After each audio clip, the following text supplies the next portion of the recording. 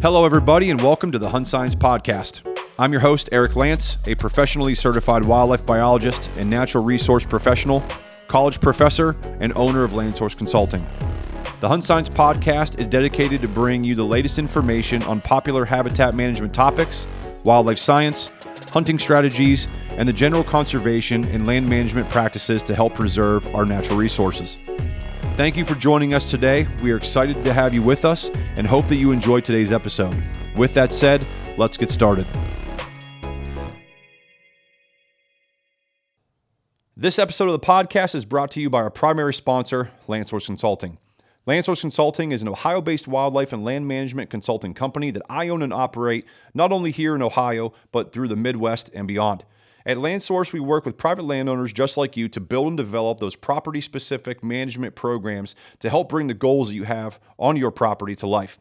If you're interested in getting more information on who we are and how we can help you, please visit us over at landsourceconsulting.com. There you can check out the different service packages and capabilities that we can provide. We would love to hear from you, so don't hesitate to reach out to us and schedule that free consultation either through our website, or you can reach out to us and connect with us on our other social media platforms such as Facebook and Instagram.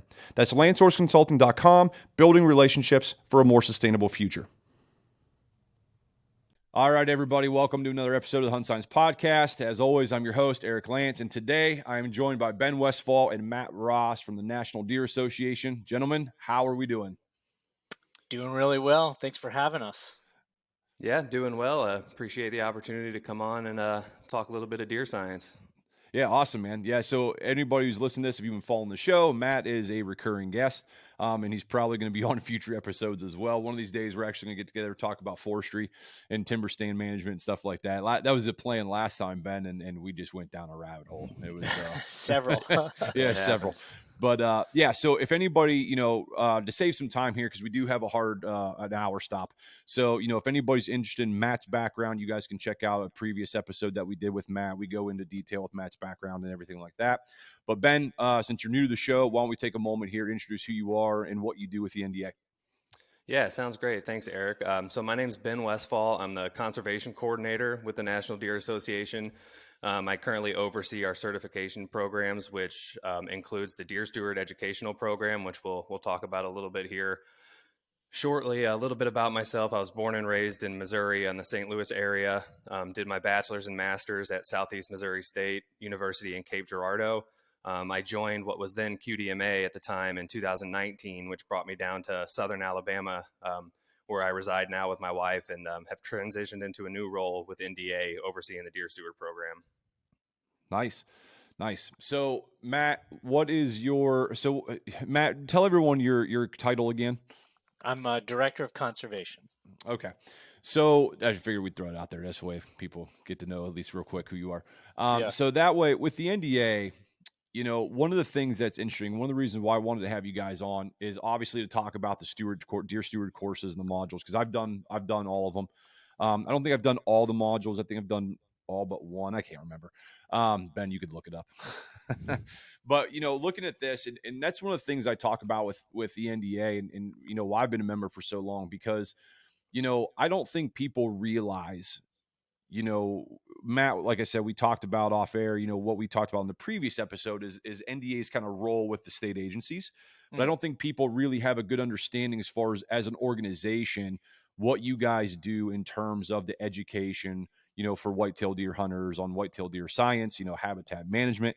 So let's go in and Ben or Matt, let you guys kind of, give the background of, what was the driving force in creating those modules, how you assess the needs for additional modules. And then, let's just kind of get into the conversation of the steward courses and the modules, what they are and how they're offered. Sure. I'll start just giving a broad view and background of the classes and why we do it. We've been doing it for almost the entire time I've been an employee. I started in 2006, and a couple years later, we launched the Deer Steward program. And the reason we came up with these classes, people look at them, they cost money, and you're like, probably, I'm guessing, folks that don't take the class think about the cost and say, well, it's a revenue generator. And honestly, they are. They're a revenue generator for us. They're a we're a nonprofit. They bring in income that we can then use and apply in other things like working with states. And we can talk about that if you're interested. But the real reason we created them are people were asking us questions. This is kind of how it went. How can I get one of you to come and look at my property? Like trying to find somebody to give advice. And at the time, before I was an employee, I consulted. I worked for a consulting company, a forestry and wildlife consulting company, and that's a real popular way to people to get advice, and it's a really good way too. But we thought if and gave people pointers of trying to hire consultants as a good tact. But a lot of folks are like the DIY mentality, like, well, I want to do it myself, like I want to learn something, but I didn't go to school like the three of us did on, to learn about wildlife or forestry. And so, how could we deliver the information where somebody that owned land or had access to land could do a little bit of improvement without having to pay a college education? And so we devised these courses to do just that. To For the layman person that doesn't have an academic background or doesn't professionally work in natural resources, to learn a little bit and apply a little bit. And they're designed for somebody to be able to write their own deer management plan, to be able to make recommendations to themselves and say, okay, I'm shooting too many deer, I'm not shooting enough, I need to work on the habitat, or I've done a good job on the habitat. How do I know this information? You got to collect data.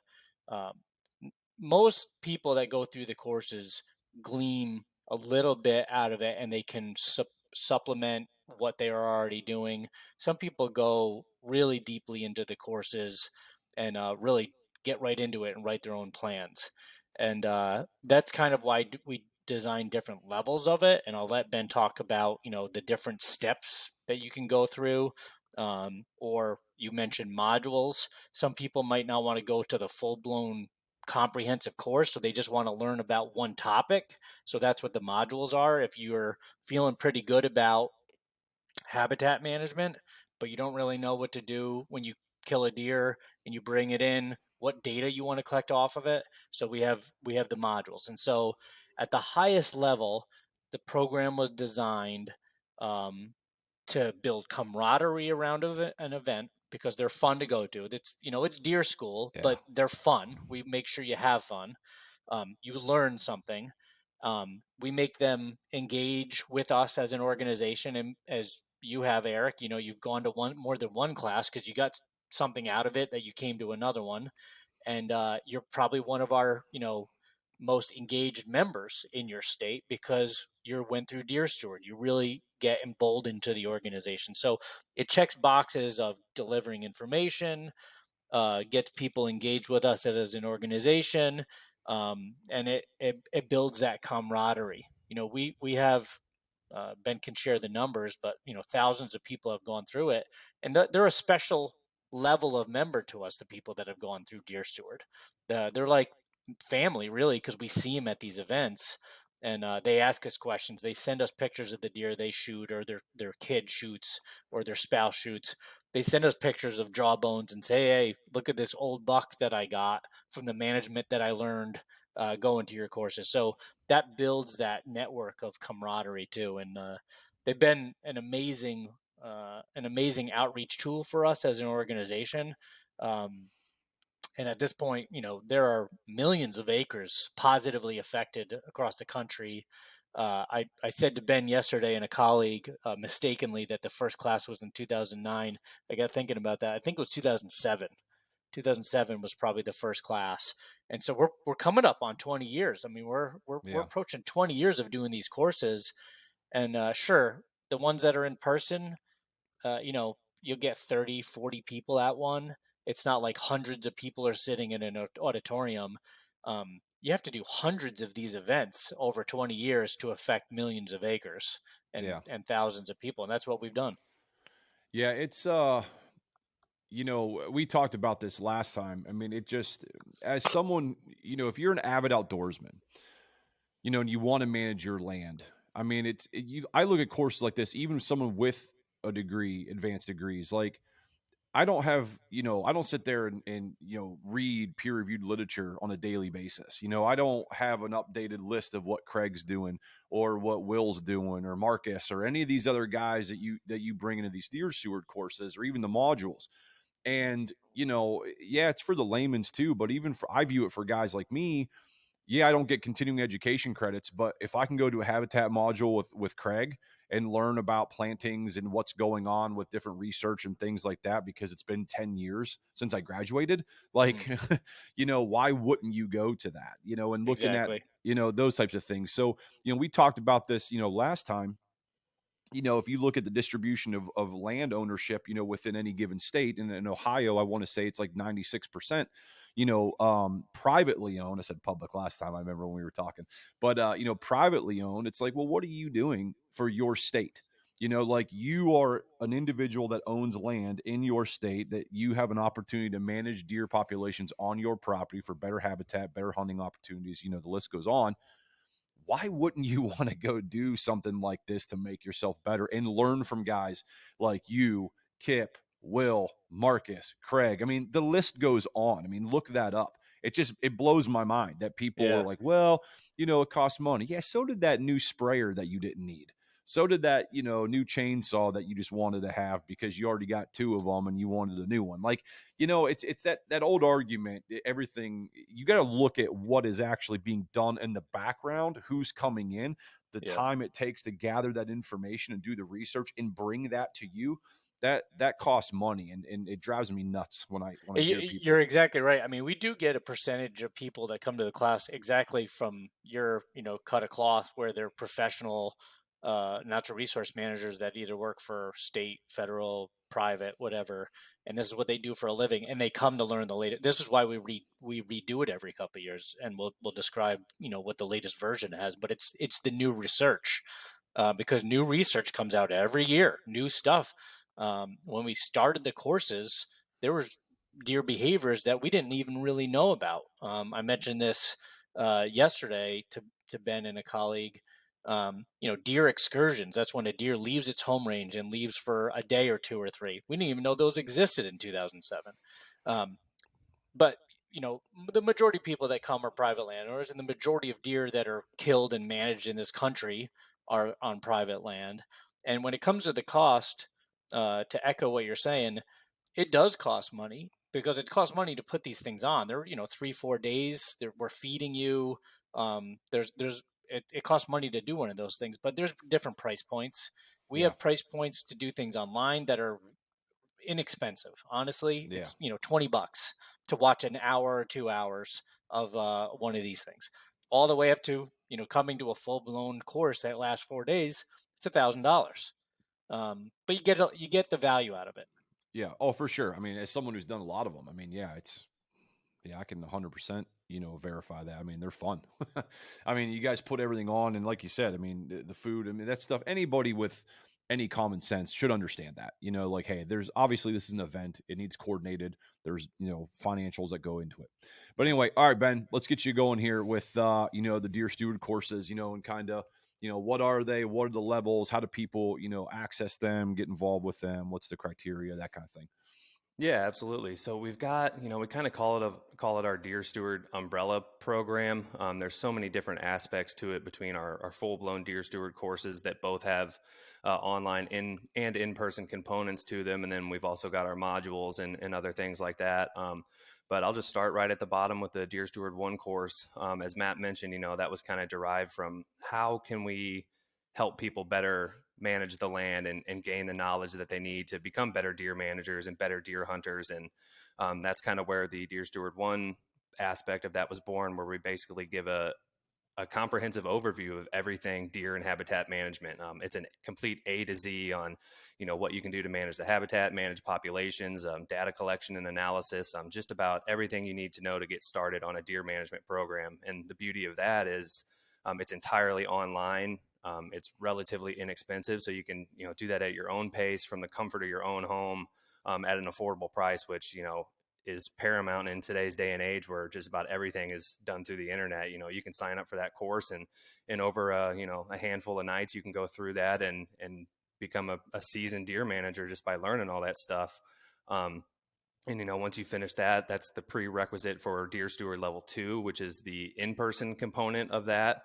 So basically what we do there is take everything you learned in Level 1, and we'll teach you over the course of about 4 days how to apply that out in the field with hands-on experience, real life situations. So we'll go out and show you how to hinge cut trees and girdle and spray and calibrate your equipment. We'll discuss prescribed fire and all that kind of stuff. So that's the one where you get your hands dirty and get to learn how to actually apply that kind of stuff on the ground. And Eric, as you mentioned, that's a ton of fun. Right out of college, I was a land manager. That was my first job out of college, which I was very lucky to have. But I went through Deer Steward, long before I was an employee of the NDA. And I came out of that class and went back to work like, man, I was doing some things wrong. I learned a lot. Yeah. I saved money in the long run by, learning how to properly calibrate my equipment and mix chemicals properly and that kind of thing. So that's where a lot of that practical knowledge comes in through that Level 2 in-person course.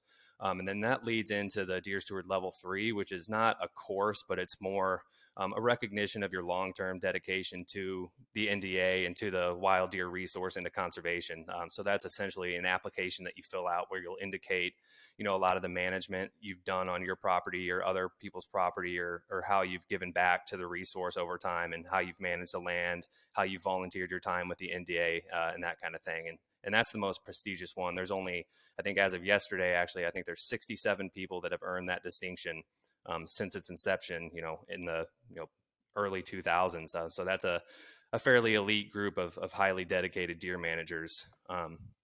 So those are the 3 levels of the Deer Steward program. And then the modules are an extension of that, which, as Matt kind of alluded to, some folks may say, hey, I don't want to pay all this money. I'm just interested in food plots. I don't want to buy the whole course and sit through, 16 hours of videos if I just care about food plots. So how the modules were born, where we took one component of either the online course or the in-person course and really hammered that down over a weekend. It's a little bit shorter of a course, but we take a deep dive into one particular topic, whether that's, habitat management, habitat enhancement, which is one of our most popular in-person modules. We've done predator trapping modules, how to run a camera survey and analyze the data, and that kind of thing. So, the modules are a much more specific deep dive into those certain topics.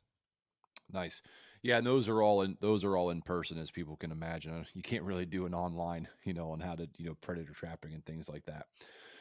So yeah, that's interesting because, yeah, like I said, I'm just sitting here thinking like when the last time I did a module was, and just all the people that were around and the different.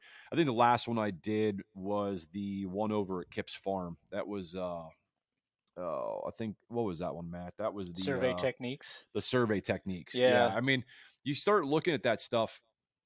And like you said, I'm thinking about this from, just people I talk with as, just private landowners, just, to look at that. I mean, I know so many people that's not even a consideration. They don't even think about, hey, just, and I tell them, think of how many deer you've killed on your property in the past 10 years, and now all the data that you just let slip through your fingers, right? You manage your property and you kind of get into this, perpetual kind of cycle, same thing every year. Okay. Same time for, which is fine. I mean, timber stands, in the first part of the year as it's the winter season and things like that. And you kind of have an idea of what it is that you're going to be doing, but you're not measuring anything to any acquired data, to see is what you're doing working, I mean, and that's one of the things I try to tell people. I just don't like why you wouldn't want to do that. Yeah. It's not sexy if that's the right. No, that's absolutely right. What I use it on here all the time. Yeah. You can't take a good photo and snap that on Facebook. Yeah, the thing with data, I'm a total deer nerd, but like the thing with data is it's not Instagram worthy. It's not whatever you want to say, but you do need a metric to tell you whether or not you're doing a good job. And this, Eric, from a consultant standpoint, we spend a lot of money on our pursuit. Whether that's if you own the land, you're paying taxes. If you're, doing improvements, you're paying money for all the things that cost money. You're buying tree stands, you're getting the latest, camo or gun or bow every couple of years, or for some people it's every year. We spend money. And it's fun. It's fun to spend money, and it's also fun, the pursuit of hunting. But if you're gonna do all of this, buy seed and spray and buy the latest technology, you kind of want to know whether or not you're getting somewhere. Is it the same as it was 10 years ago? Or could you have just been hunting the same as 10 years ago and not spend all that money? And so by collecting data, uh, it's a metric. It's a measure of trend over time of things getting better, things staying the same, things getting worse. And in that module specifically, we taught collecting data or surveying the habitat. We talked about surveying the live deer, doing trail camera surveys, spotlight surveys, like, what's the standing crop for deer out there. We talked about collecting data at the skinning shed. What can you actually do with that data? And so data collection isn't sexy, but that was a whole module that we spent a couple days on. But you said a minute ago that the modules aren't online. They actually are now. Oh, are they? We do them in person, and that's Ben can tell you what's coming up on in person in 2023. But for this year, what we've done is the Deer Steward 1 course, which is 16 hours of video. You can now elect to watch one session and pay a lower price. And one session is not an individual topic. It can vary from 2 to 5 topics, and so they vary in price based on how much you're watching, but like total minutes of video. But there is the possibility to not buy the entire Deer Steward 1 package, but just watch one session. Now I'll say, if you ended up buying all 6 sessions, you'd spend more money than if you bought just the Deer Steward 1. So it really is, cost savings to do the full course. And honestly, I don't know why you wouldn't want access to all that stuff anyway, but some people don't. They don't, and they want to say, you know what, I really want to learn about habitat. I'm just going to watch that one thing. How many videos are in the habitat one? I think it's 5 or 6. Yeah, there's 5 individual presentations, ranging from food plots to forest management, to prescribed fire. Yeah. So our modules are now available online, but we do them in person too. Ben, why don't you tell them what's coming up in person this year, where we have classes? Because I need to know too. Yeah, we've got some good things coming up this year. I'll start with level 2. So this year marks the 35th anniversary of our organization, originally starting out as the Quality Deer Management Association in 1988, and then ultimately becoming the National Deer Association. So we decided we're going to bring it home to South Carolina, where Joe Hamilton started the organization, 35 years ago. So that'll be in Blackville, South Carolina, from August 4th through the 7th, with the Haslam family. They were the Deer Managers of the Year, I believe, in 2019 or 2020. Highly managed property, beautiful area. They put in a lot of time and a lot of work. It's going to be a really, really cool property for us to showcase for folks, especially for our 35th anniversary. Joe Hamilton, our founder, will be there. So if you want to meet him and pick his brain a little bit, he's always a good time to talk to. He is a very good time to talk to. Eric, I was just thinking about this. The last time you came to a class may not have been the survey techniques. You were at the class in Ohio that we held, right? Southeast Ohio? Mm-mm. No, I remember that one. I couldn't go to that one. Okay. Yeah, no, the last one I did was Kips. I'm pretty sure. Yeah, I thought you took a couple pictures of us at that Ohio property around the campfire one night. I thought that was at Kips. No, that was in Ohio. Ben, you gotta verify, man. Yeah, we have to settle this off air. Well, this is why I'm thinking about this. That's the last time Joe came to a DS2, was the one in Ohio. Joe, we did last year. We were in Wisconsin. When I say last year, 2022, he did not come to that one. The year before, we were in Alabama. He did not come to that one. The year before that was in Ohio, down near the West Virginia line. And there's one of the best pictures of Joe's telling stories around a campfire that I thought you were the photographer. Maybe. I know. I think I think I only was at one with Joe, and it was the one in South Carolina, which I think that was a habitat module on the one farm or the one private property that had that big like banquet like gazebo type thing or like Oh big yeah, hall like on the property. That was the habitat module. Joe was down on that one. you've been to a lot of classes like I this. know, man. I I can't. get It's Losing blurring track. in. the Yeah, Ben, point we're gonna have the to look at point I this was trying later. to make Yeah, is Joe does not come to every class, and yeah. he used to.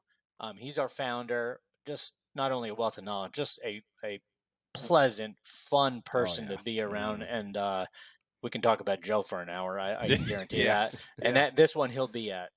yeah. Nice. All right, Ben, keep going. What we got for 2023? Yeah, so we also are doing a habitat enhancement module from July 14th through 16th in Missouri. That seems to be pretty much every year our most popular module. I mean, who doesn't want to come learn about habitat from Dr. Craig Harper? I Yeah. mean, it's a ton of fun. It's led primarily by Kip and Craig and myself as well. But man, you give Craig a chainsaw and just cut him loose in the woods and you're going to learn just about everything you need to know. So I mean, we talk everything from plant identification, food plot management, calibrating equipment, forest management, fire, just I mean, he is the ultimate wealth of habitat Oh knowledge. yeah. And if you think you know habitat, I You can don't. guarantee Yeah. you that you don't No. until you come hear it straight from Craig. So It's that'll be a fun one. it's always funny because like when I talked to Craig, I actually had him on the podcast last year, but the audio got screwed up, so we're gonna have to do another one. But I was talking to him. Just the thing with Craig is how humble he is. Like it's like, hey man, I don't think like you got to realize, like you are the guy. Like everybody comes to like you got to realize. Every time I listen to him talk, I'm like, my God, like I don't know anything. You Yeah. know, I just listened to his episode with Marcus and Will on their podcast, Wild Turkey Science. They did an episode with him, and I'm just like, I'm listening to it, just going, oh my God, like you think you kind of get a grasp of everything, and then you realize it just was just a false, you know, little grip that He's you had. gifted in the delivery for sure. I Oh, mean, he not only absolutely. is he a bright scientist. I mean, he thinks about questions. That's what science is, and Yeah. he asks good questions and he tests theories, and he has a good team and graduate students through the years. He's had some phenomenal graduate students that are Oh, now yeah. in great jobs, and I think he's made them all better. I mean, I'm sure they'd all say the same.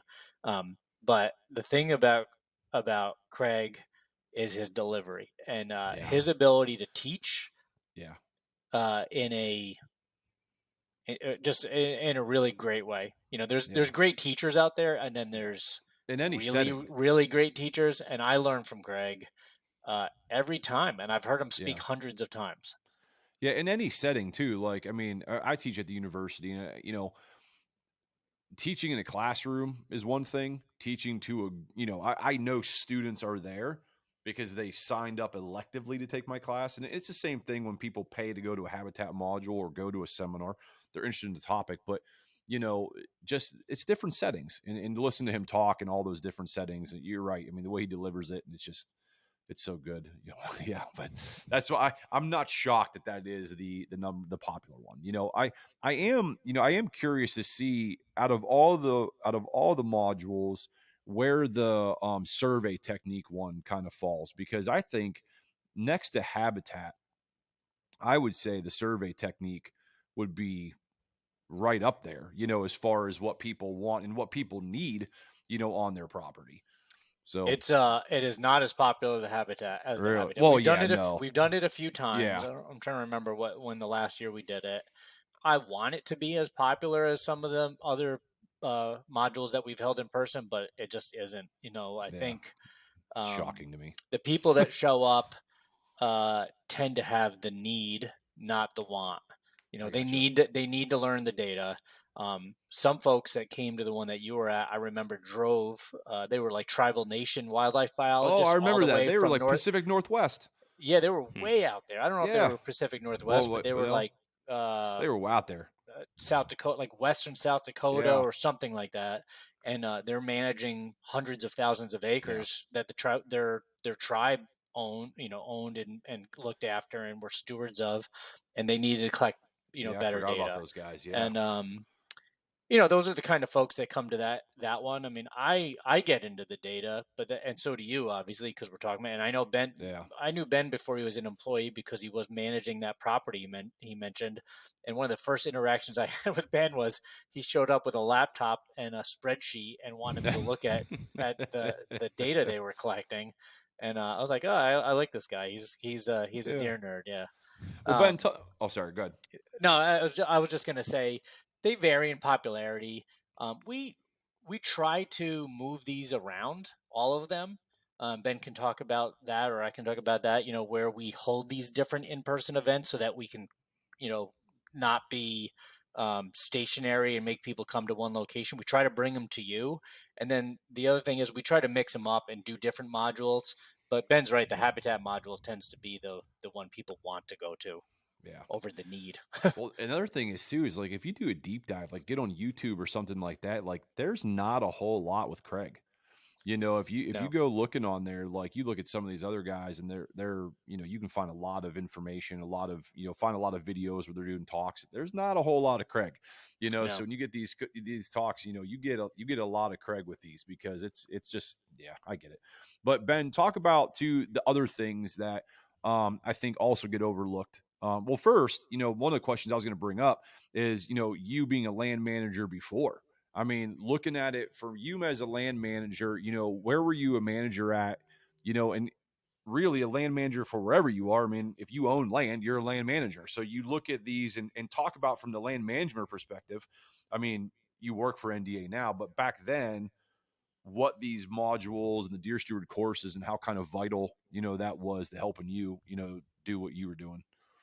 Yeah, absolutely. So my senior year of undergrad, I was fortunate enough to get an internship working with a private landowner in southeast Missouri, about an hour south of St. Louis, kind of the halfway point between where I went to school and where I grew up. So it was kind of perfect for me at that time. And I just kind of heard through the grapevine that, hey, this private landowner, he owns almost 1,000 acres. He has a QDM program that he does as like a hobby, and he's looking for a wildlife student to come help manage his land. He had his son was helping manage the land, and he had another guy that served as the property manager that did a lot of the other things, not necessarily as specific to the data collection and all that type of stuff. So I applied for it and was fortunate enough to get that. So worked there for a few months as an intern, and I was like, man, this is awesome. Like, I am doing what I love. Like, I grew up hunting and grew up, doing stuff like that with my dad. And I was like, man, I might be able to figure out a way to get paid pretty well for this. So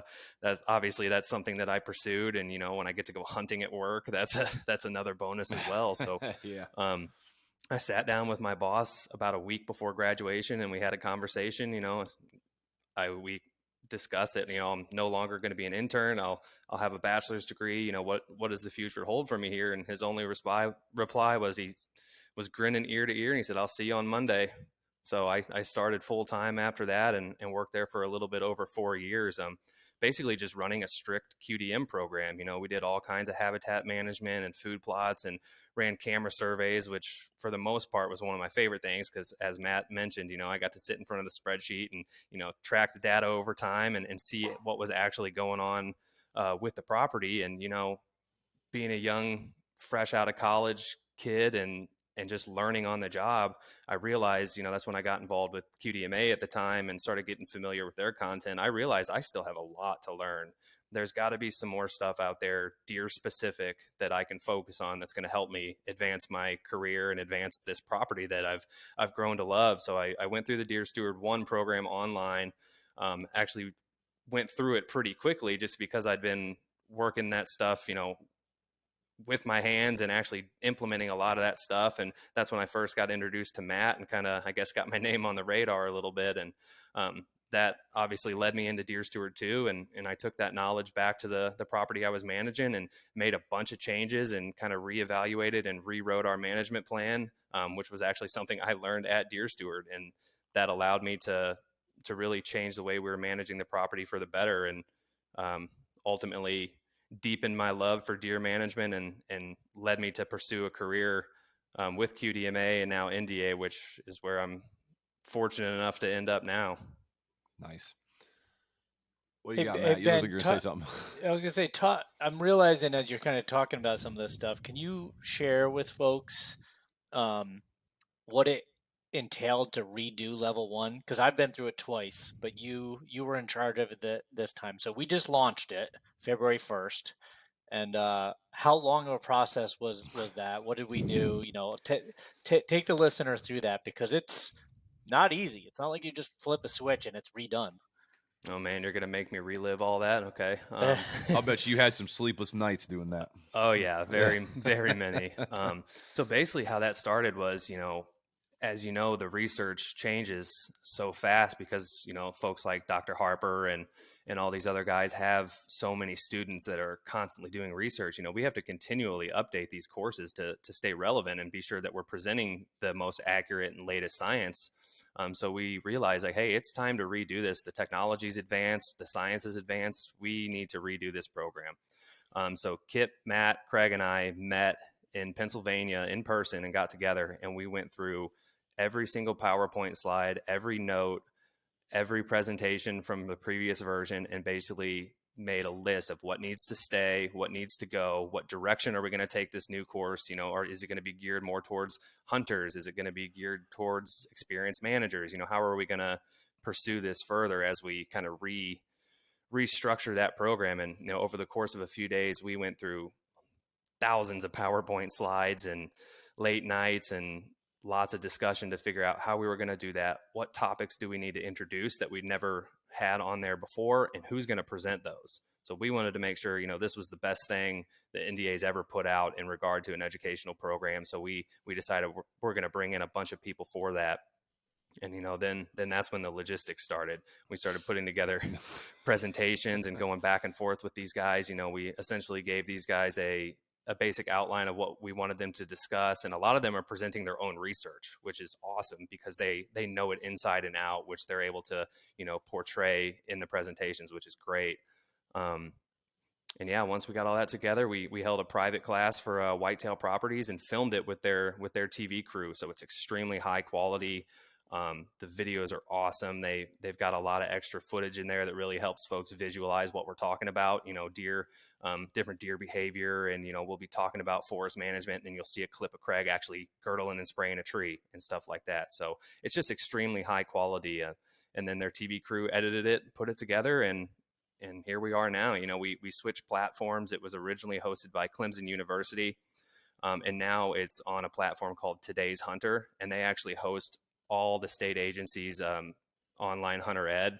So they're very familiar with the outdoor space. They've got all kinds of other, conservation, education, outdoor safety type of courses on there that fits right in with what we're doing. So that's why we went with them. And yeah, we just launched that on February 1st. So it's up and running right now. And the original price for that's $250, but we're running a promo right now for the first 350 people will get 35% off for our 35th anniversary. So that's almost $90 off of that price. So I would jump on that now because it is one of the highest quality things I think we've ever done.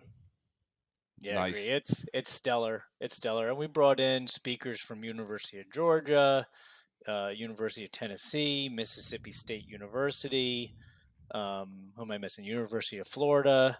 Will. Auburn University. Yeah. Yep. I mean, and then you have some fan favorites from NDA like Ben and myself, but there you go. that guy named Kip. But yeah, that guy. If people kind of know, yeah. I mean, we all pitched in and gave a few talks, and when it's packaged together with the video quality, I mean, it's really high quality. It was really good because I saw some of the trailers that you guys had posted on Yeah. social media, and that was one of the things that popped out. Because I remember when I took Deer Steward 1, it was really early on, I think, and I remember it was like a kind of like a lecture, kind of like in a classroom, type of environment, which but then I remember I saw the clips. I'm like, oh man, that's what's going to be my question is where you guys filmed that. But that makes sense when you mentioned whitetails and doing a private event with them. That made sense because I was like, man, I'm like it looked really good. It is a different. The first two versions we did. This is the third. We're lecture style in a lecture hall, and we desired it to be not stuffy, but it was pretty stuffy. I'll admit this one is not. It's like watching TV. Nice. It's like almost watching a TED talk. Where Now, you have this person talking on stage and it goes to clips of real life situations. It's awesome. now with this new platform, I'm assuming there's a mobile application with it too, and is the information good forever? Are people going to be able to access that forever, or is it? So it'll be kind of the same structure that we've had in the past. Once you register for that, you'll have access to it for 6 months. Okay. And we do that, just to protect the content and that kind of thing. And, we've looked at this many times to make sure that that is, enough time to go through that and all that. But yeah, that's 6 months. You'll have access to those materials. And that's going to be more than enough time, even if you just chip away at it piece by piece, over a couple months. That should be plenty of time. Gotcha. So the other thing too is, Ben or Matt, whoever, one of the things too is I think your guys' website's a little bit underrated too. I think a lot of people don't realize the amount of information that's on the website as far as like past articles, and just a wealth of information on there from, species that you plant in food plots, habitat management, data management. I mean, the list goes on, kind of touch base on that kind of stuff too. And the different things that you guys have on there for people. Sure. Yeah, our website just got redone as well in the fall of 22, and so it's the latest. It is mobile adaptive, so you can look at it on your phone or a tablet or a laptop. We needed to redo it for a couple reasons. One, for that user-friendly atmosphere. I mean, our last one was mobile adaptive, but this one is even better, and we have reorganized the information on there so that you can find it pretty easily. If you want to look for just basic information as a new hunter, there's a section for you. If you're somebody that's been hunting a while and you want to do, we've used this term a couple times on this podcast, deep dive on some information like a seed or a planting technique, somebody that may not be a new hunter, but somebody that really wants to manage, there's a section on managing land. If you're somebody that's interested in cooking, we have a new recipe section. We have a section on our programs and initiatives. These are the conservation activities that we do as an organization, as a 501c3 nonprofit. The last time I was on with you, Eric, we talked about the Public Lands Initiative. There's a page dedicated to that. There's a page dedicated to Deer Steward, one dedicated to the land certification program, which Ben mentioned earlier he's in charge of, one on wildlife cooperatives. There's a page dedicated towards our staff's efforts with promoting hunting. We have some new things that we're working. It's regional right now in the Southeast, but just basically, only 4 or 5% of the public hunts. 95% don't. The 95% that don't have varying opinions of its importance to society. Yeah. And so, as an organization that is for hunting, we feel like we need to do a better job getting in front of the 95% that don't hunt and say why it's important. And so we are starting a long-term program at promoting that. You'll see more coming out soon about that, but there's this page dedicated to that. But I'm biased. I think it's pretty easy to navigate and find information. And there is a ton of information on there on on management or hunting techniques. One thing I think that's underutilized too is our YouTube channel. Yeah, We try to put a lot more on YouTube than we used to. We're now on all the social media I say all, but we're on major social media platforms like Instagram, Facebook, Twitter, TikTok, and others, and we try to keep those relevant and updated. Our communications team does a great job of populating all of these places, and it's all free. Yeah. Deer Steward does cost money. I think that's the point you were trying to make. Deer Steward costs money because there's a lot invested in it. Yeah.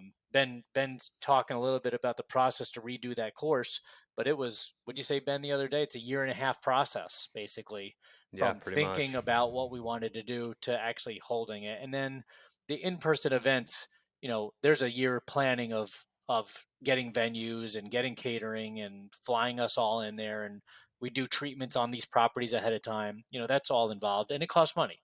But if you just want to learn something for free, we got that too. You can go on Yeah. our website, you can go on our YouTube channel, lots of free information. Well, and I use you guys quite a bit.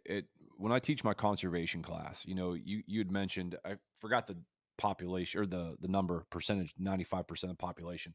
And Ben, when did you graduate?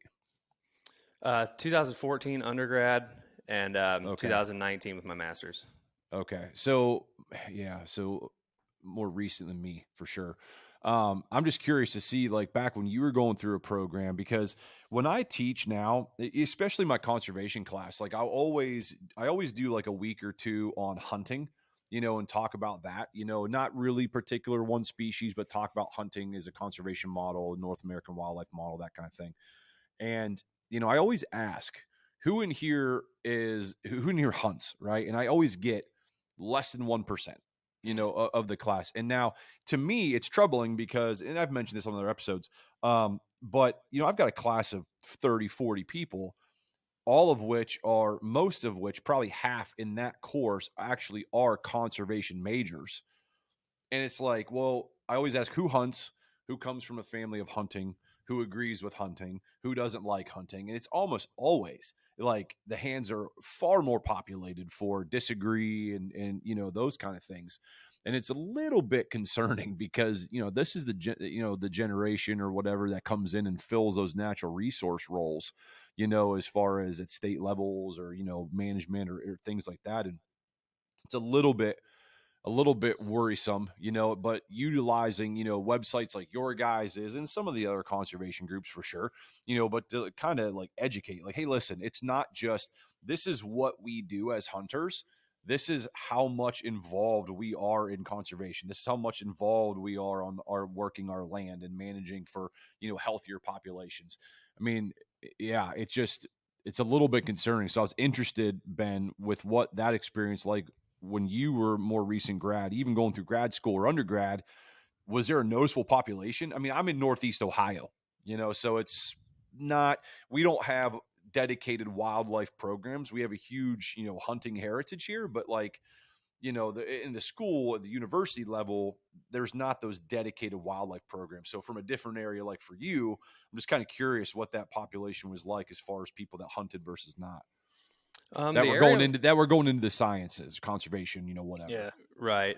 Most of the people in my program actually were hunters. Where I went to school was in a pretty rural town in southeast Missouri, right on the Mississippi River. So there were a lot of duck hunters. Yeah. Was the big thing where I was at, and the vast majority of my friends were primarily duck hunters, not necessarily deer hunters. Because you had, some of those flooded areas, right on the flyway where it was just, man, the duck hunting was hot and people were constantly, Yeah. going down there to get drawn and all that. But, Yeah. as far as deer hunting specific goes, kind of on the same page as you there, not a whole lot of dedicated deer hunters, in my wildlife programs. It may be folks that deer hunted when they were younger or, may go once or twice a year. But where I was at, it was primarily, waterfowl. But I would say the hunting culture in general was probably a little bit higher than what you're alluding to, for sure. So, as the elder on this podcast, I'll give you a perspective. So I'll date myself, and I'm proud to do it. I graduated with my undergraduate degree in 1998. Okay, Yeah, you're a little bit older and than me. so yeah, so in '98, so I think the question's a good one. But even then, in 1998, this was a discussion. Yeah. And I also think it's regional. It depends, So I'm also not only the elder, but I'm talking to you from New York State, right? And so I live in the Northeast. I went to school in New England. New England is a highly populated area of the country. Per square mile, just a lot of people packed into these states up in the Northeast, and generally points of view are different than they are in rural Central America. Not Central America, but the central part of our U.S. And people going into conservation in these colleges and universities are skewed probably more towards environmental than game Yeah. management.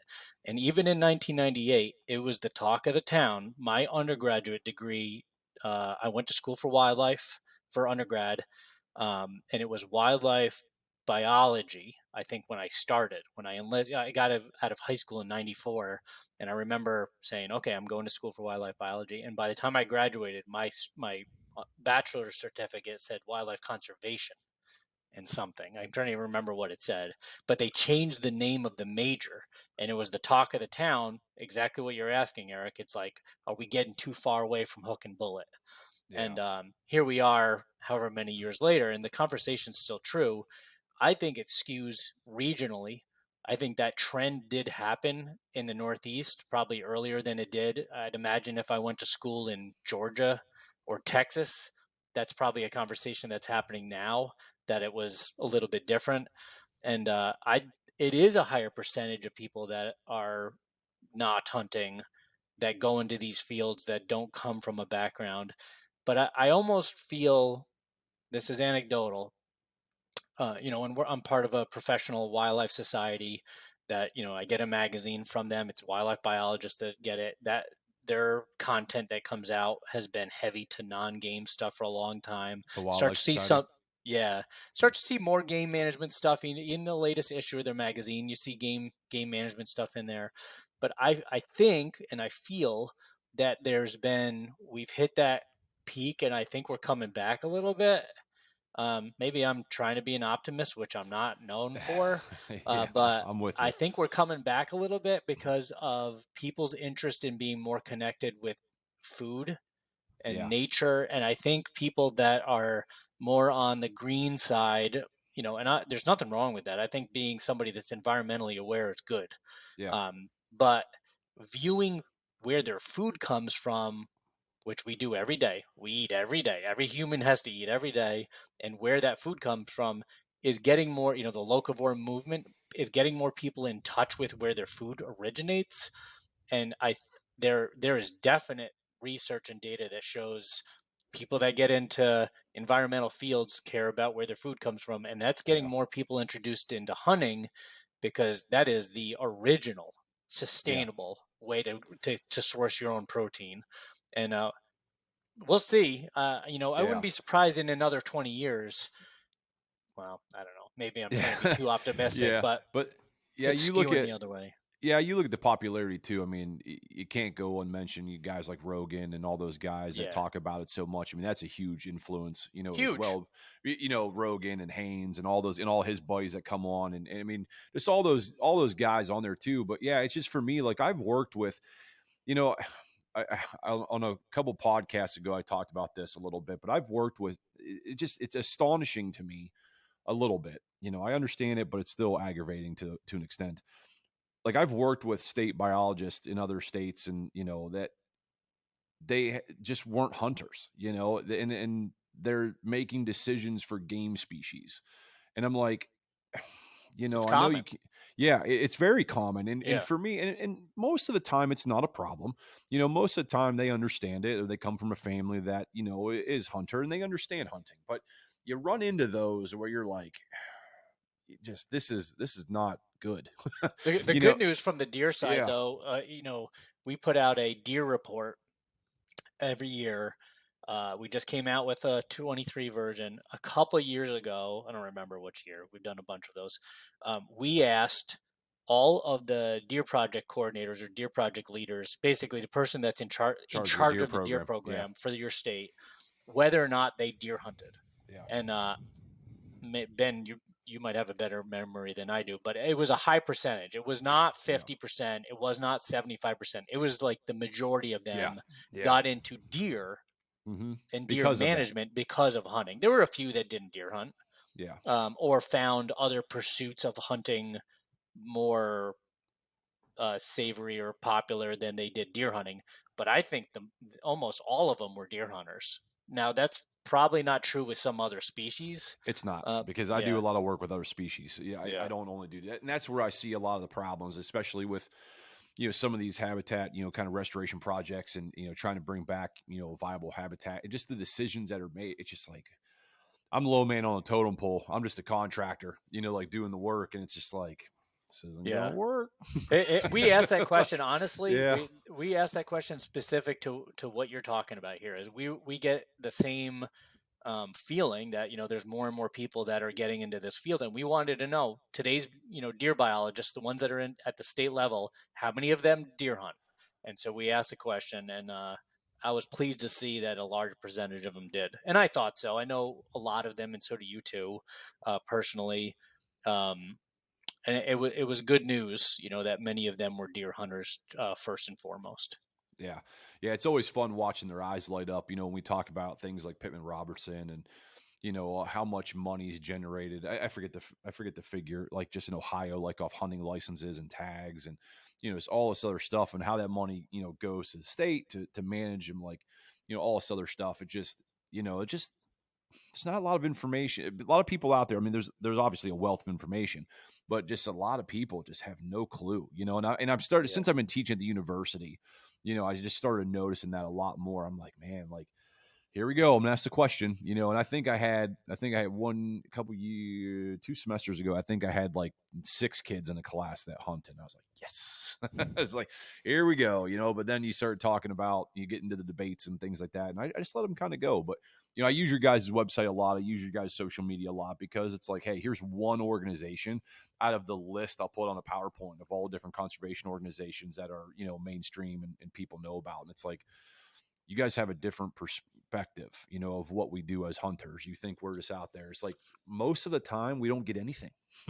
Yeah. Most of the time it's the hunting portion is such a small portion for the real serious guys. Like I had a buddy of mine on, and we were talking, and I was like, man, I view you as a professional hunter. And he's like, I'm not. I'm like, well, of course you're not going to say that you are. But I'm like, dude, you hunt all over the U.S. for whitetails. I'm like, you scout, you do the data, like you put cameras out. I'm like, you do so much. You look at the weather, you look at, when you killed this deer, what was the weather like? What were the conditions? I'm like, you put so much effort into that. Yeah, dude, you're a professional. And I use guys like him. I'm like, that's not the norm, but that's the level that, people take it. So you just see the eyes open a little bit in the younger generation. So it's just, it's scary, but it's also good when I can kind of, change minds of, half of those students of like, hey, this isn't what you thought it was. So anyway, all right, guys. Well, Matt, I know you guys got a hard stop here in the next couple of minutes, so we'll wrap this thing up. Ben, I appreciate you guys coming on YouTube. Ben is a first-time guest and describing those modules and the steward courses that you guys have, because I'm a fan of them. I want to give you guys some airtime, even though I got a small little group. No, I don't have a big one yet, but it's anything I can do to help. So thank you guys for coming on, and I'm sure we'll be doing some future content. Yeah, Eric, thanks for having us. Yeah, thanks for giving us the platform to talk about the courses, and it's always a pleasure to visit with you and talk and chase rabbits. We should do it more often in real life, not just on a microphone. Will do. All right, guys.